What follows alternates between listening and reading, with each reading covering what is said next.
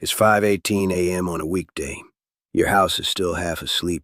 The coffee hasn't even finished brewing yet. You're standing there in that quiet little bubble where the world feels normal. Then your phone makes a sound you've only heard in tests. Not a ring, not a buzz, a harsh mechanical scream that hijacks your nervous system before your brain can even catch up. Emergency alert. You look down and read it once, then twice, because your mind refuses to accept the words. Ballistic missile threat inbound. Seek immediate shelter. This is not a drill. For a few seconds you don't move. Not because you're weak, because disbelief is how humans buy time when reality is too big to hold. And that's the trap. In a moment like this, time is the only thing you can't earn back. Most people burn the first minutes doing the same three things: freezing, calling someone, and trying to confirm it by scrolling. They turn a short window into a smaller one, then into nothing. So here's the mindset that keeps you alive. You don't chase certainty.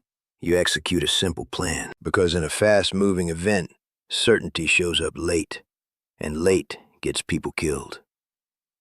Minute 1. Go inward, not outward. Your first rule is blunt. Don't go to the windows. Don't go outside. Don't get in your car. The instinct to look is powerful. Your brain wants a visual so it can feel in control. Resist it. If you're near a likely target zone, you could have minutes.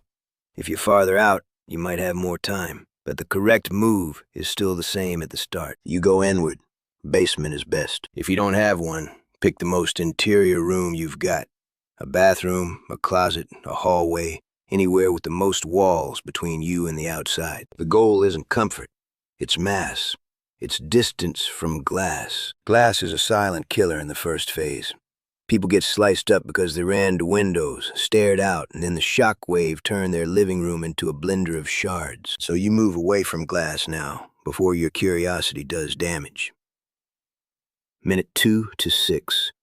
Do the few things that actually matter. You don't have time for a complicated checklist. You need a short hit list, and you need to move like you've rehearsed it.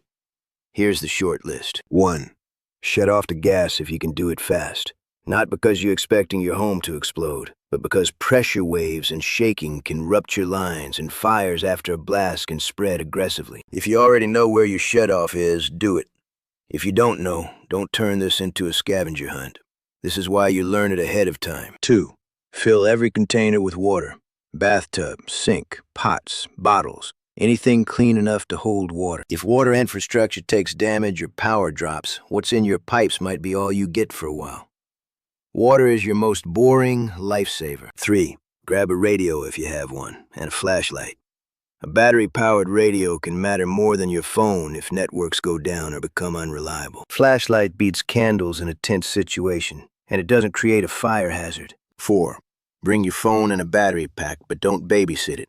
Your phone might keep working. It might not. It might work for a while and then go dark. Keep it charged, then stop doom refreshing. Your brain needs discipline more than it needs updates. 5. Grab any daily medications. If someone in the home has a medication they can't miss, that's a priority. That's it. Notice what's not on the list. No taping windows. Tape doesn't stop the glass from breaking. It can actually make larger, nastier shards. The real strategy is distance from windows, not arts and crafts. No run to the store. No drive to family across town. No, I'll just check outside for a second. A second outside can become a lifetime mistake. Minutes 7 to 15. Shelter discipline beats panic. Now you get into position. Basement, interior room, low to the ground. Put heavy objects between you and the outside if possible. Even simple things like a mattress leaned against a wall can add a little protection from debris. If you have masks, N95s are great. If you don't, any face covering is better than nothing if dust becomes an issue later. Your lungs are not a filter. And now comes the hardest part. Waiting. Your nervous system is going to scream at you to do something, to look, to check, to move. This is where people mess up. They pop outside because nothing happened yet. They stand in a doorway, they go to a window, they drive, and then get trapped in gridlock at the exact moment they need movement most. So here's the rule. If you're sheltered, you stay sheltered. If one weapon is used, there's always the possibility of follow-on strikes. Even if there aren't, the immediate hazards don't end at the flash. The first hour, the danger you can't see. If a detonation happens, and especially if there's a ground burst, fallout becomes the next major threat. Fallout isn't movie snow. It can look like dust, gritty ash, dirty rain, or fine debris settling downwind. And this is where physics becomes your friend, as long as you're patient. Radiation levels drop over time. Not instantly, but fast enough that staying sheltered is one of the biggest advantages you can give yourself. There's a rough rule people use called the 7 to 10 rule. It means that for every 7-fold increase in time after the blast, radiation drops by about a factor of 10. The first hours are the worst. Waiting buys you survival. That's why the advice you'll sometimes hear, stay sheltered for at least 48 hours, isn't random. It's because the early period is when exposure can be most dangerous, and time reduces the intensity. What's happening outside while you're inside? Even if you never see a flash, you may notice the world going quiet. Power disruptions are possible. Communications can be unreliable. Traffic can freeze. Emergency services get overwhelmed. Some people will still run outside. Some will drive. Some will do the worst possible thing, which is wander around trying to help while exposing themselves. And I'm going to say something that sounds harsh, but it's true. In the first phase, you don't save others by sacrificing yourself. You can't help anyone if you've poisoned your own lungs or taken a dose that leaves you too sick to function. The 48-hour reality. Survival becomes boring and strict. If you're still alive after the initial phase, congratulations. You did the hardest thing. You didn't do something dramatic. You did something disciplined. Now you settle into a 2-day survival routine because this is where people crack psychologically. Here's what matters. 1. Keep the shelter sealed and calm. Don't open doors just to check. Don't open windows. Don't let curiosity turn into exposure. 2. Ration water like an adult. Small sips on a schedule beats drinking randomly when you're anxious. Small sips on a schedule beats drinking randomly when you're anxious. 3. Food is secondary to hydration and calm.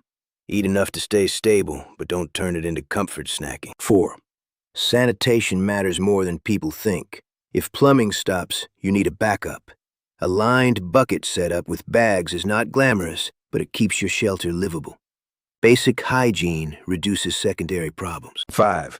Temperature management is real. If it's cold, layer up. If it's hot, minimize sweat. The worst time to discover you can't handle temperature swings is when you're trapped indoors. And a big warning here. If you burn anything indoors for warmth, ventilation matters. Carbon monoxide can kill fast, and it doesn't care about your situation. Don't trade one invisible killer for another. When you finally go out, you go out smart. After those first couple days, if you have to move or check conditions, you do it like someone who respects contamination. Short exposure, purposeful movement, no wandering. If you've got fallout dust outside, you avoid tracking it in.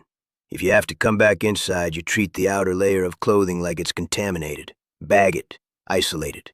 Clean up as best you can with whatever water you can spare. The goal is to reduce what you bring into your safe space, and you avoid the obvious traps. Surface water could be contaminated depending on the situation and wind patterns. Food exposed outdoors could be contaminated. Dust is not just dirt in this scenario. This isn't the moment for scavenger fantasies. It's the moment for risk management, the real takeaway. A situation like this is horrifying because it punishes normal instincts. Your instincts say, look. The correct move is hide. Your instincts say, confirm. The correct move is execute. Your instincts say, go help right now.